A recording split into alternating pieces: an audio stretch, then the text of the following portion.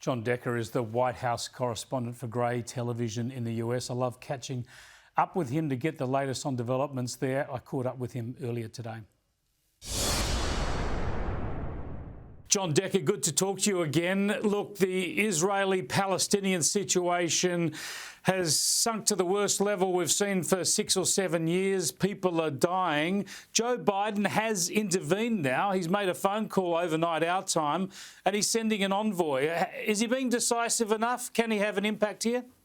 Well, we'll have to wait and see. Obviously, the situation in Israel and in Gaza has spiraled out of control, and that's the reason why President Biden decided to not only pick up a phone and speak to Israeli Prime Minister Netanyahu, but also decided to send an envoy to the Middle East to try to calm the situation down. After all, things had been pretty calm during the Trump years.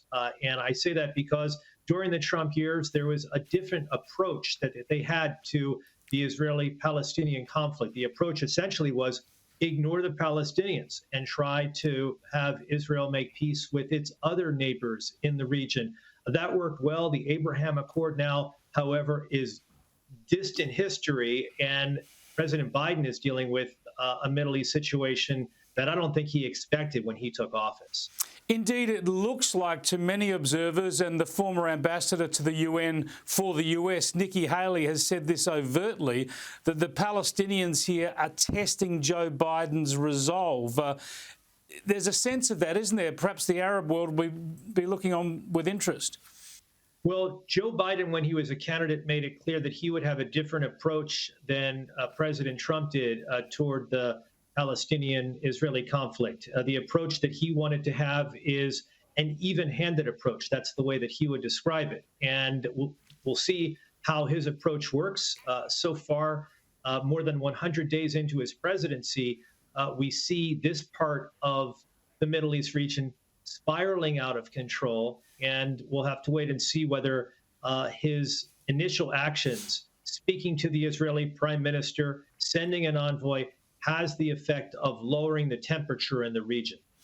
Yeah, look, it looks fairly ominous at the moment. And when we put this into a broader global context, you've got Beijing being more belligerent than it has been previously over the last few months. You've got, of course, horrible violence being unleashed in Afghanistan on the back of the announcement about the American withdrawal and the withdrawal of other allies. There is a sense, is there not? Of course, you've still got the border situation, the influx on the US-Mexican border getting out of control. There is a sense, isn't there, that a lot of international issues are testing Joe Biden, a sense that perhaps he's not being as strong and decisive as he needs to be. Well, this is to be expected in the sense that bad actors, and when I say bad actors, I'm referring to China, I'm referring to the Taliban in Afghanistan, they want to test a new president, and that's exactly what is happening. It could even, that sense can also apply, Chris, to Russia as well. As you know, President Biden has extended essentially an olive branch to President Putin, wanting to meet with him sometime this summer for a summit in Europe. But President Putin has not responded to that invitation. So I don't know if that's going to happen. But this is to be expected, that bad actors test a new president.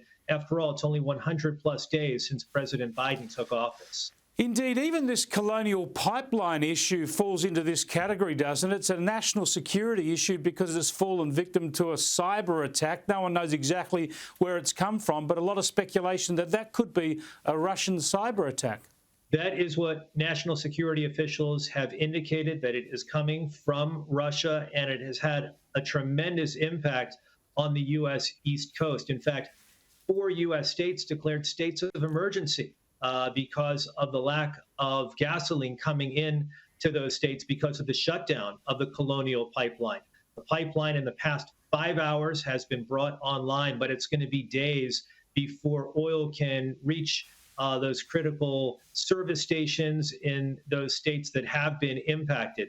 But the administration, I think, recognized the issue right away. They eliminated a number of environmental rules in a number of states so as to make more oil available to those that need it.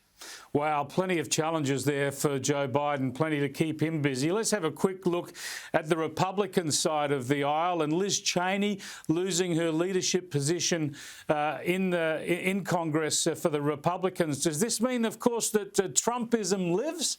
Oh, I thought that Trumpism lives even before the impact of that vote that happened to Liz Cheney. Liz Cheney, it may seem like sort of inside baseball, in the weeds kind of thing, but this is important because it speaks to what the future of the Republican Party is, at least over the course of the next 2 years leading up to the midterm elections. And what Republicans have decided, Chris, is the future of the Republican Party is going to be a future led by Donald J. Trump. They believe that he will bring them back in control of the House of Representatives, in control of the U.S. Senate, the midterms next November, and we'll see if that happens.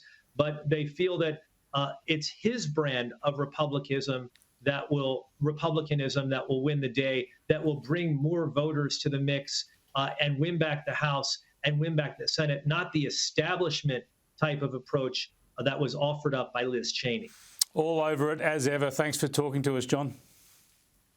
Thank you, Chris. Have a good one.